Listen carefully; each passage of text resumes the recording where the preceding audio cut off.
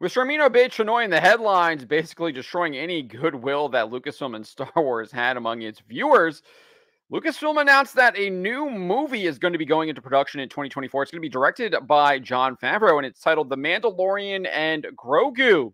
Before we get into this, I'd like to ask you, please hit that subscribe button, hit that bell for notifications so you don't miss any of our future videos here at the Trent Report. Let's get into this over here. They released some concept art as well as the announcement about the film. You can see the concept art right there in the featured image over at thatparkplace.com. But let's get into this announcement. They did indeed announce that the Mandalorian and Grogu film will be directed by Jon Favreau, and it is supposed to go into production sometime later this year.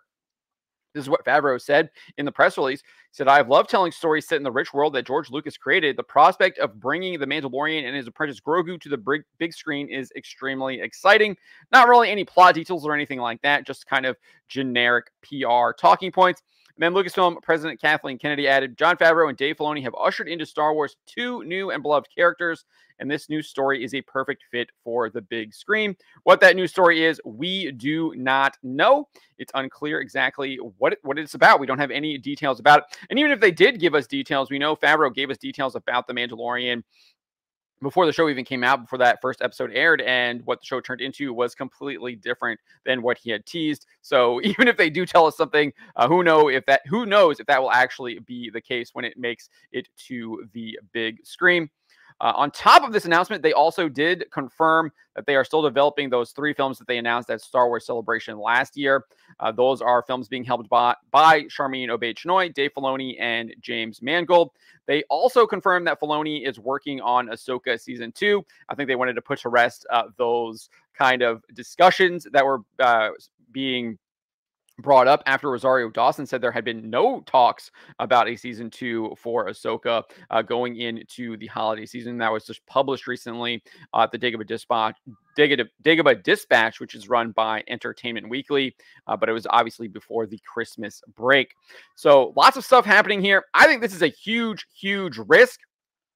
It does indeed confirm a rumor from Jeff Snyder over at the Hot Mic podcast. He had this in December, saying, "A couple of months ago, I also shot this one down. There were rumors that season 4 of The Mandalorian could be turned into a movie.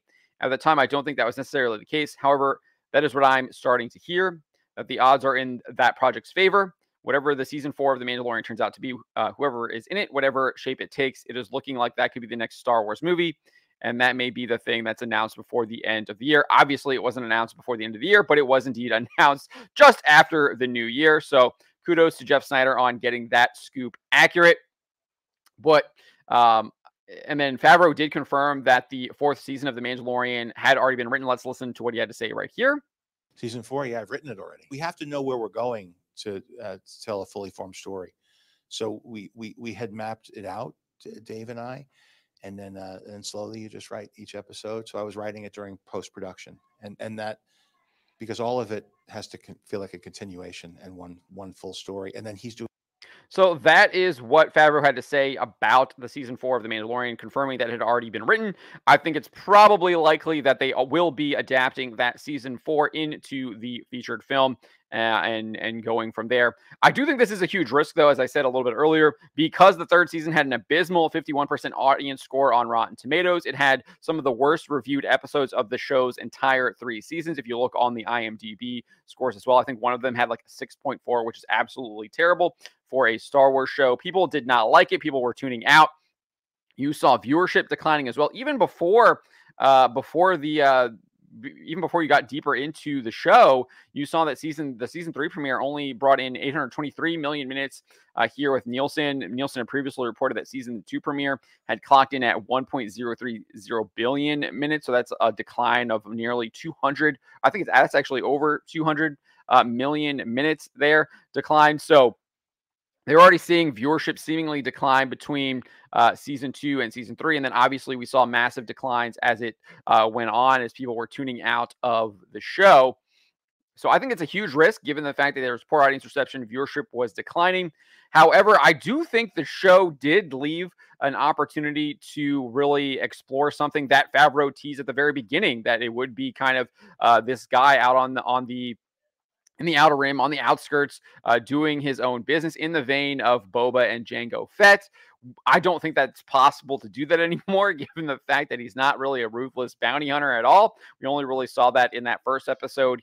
He is more of a father figure to Grogu. He's obviously helping out the New Republic and is opposed to the Empire, rather being some kind of mysterious figure that would play both sides or something like that. But it does look like the promise that we got at the end of season 3 is that he will probably be aiding the New Republic in hunting down a number of those Imperial warlords. And my guess is that will probably lead into Filoni's kind of Mandoverse film as well, and Ahsoka season 2 with everything that's going on with Thrawn. We do have Filoni saying that Thrawn would be the big bad of this kind of New Republic era. And I would assume that that would be the case. Probably the Mandalorian and the Grogu film will somehow have the Mandalorian running across some of these Imperial warlords that Thrawn will be trying to bring under his control. So hopefully there's something like that. That's kind of what I'm imagining. That is kind of the promise at the end of that season 3.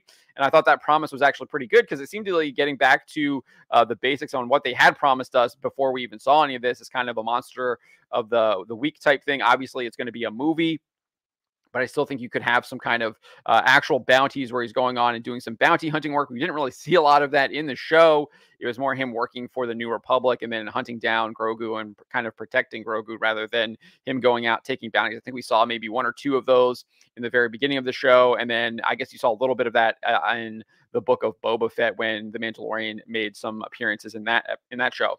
But I think this is a huge risk. I'm not sure what the audience reception will be to it. I'm kind of lukewarm on it. I'm not really excited about it. Maybe there's something here. It is Favreau. He is the guy who directed the first Iron Man. I do think he still has some magic. It all depends on how much of the script is infected with the Force's female ideology that Kathleen Kennedy has injected into Star Wars, how much influence Kathleen Kennedy will have over the script, and how much influence the story group over there will have over the script, I think will really depend on the success of this film. I've said on numerous occasions previously that I think Favreau has really good concepts in The Mandalorian. I think there's really good concepts, but they're just poorly executed.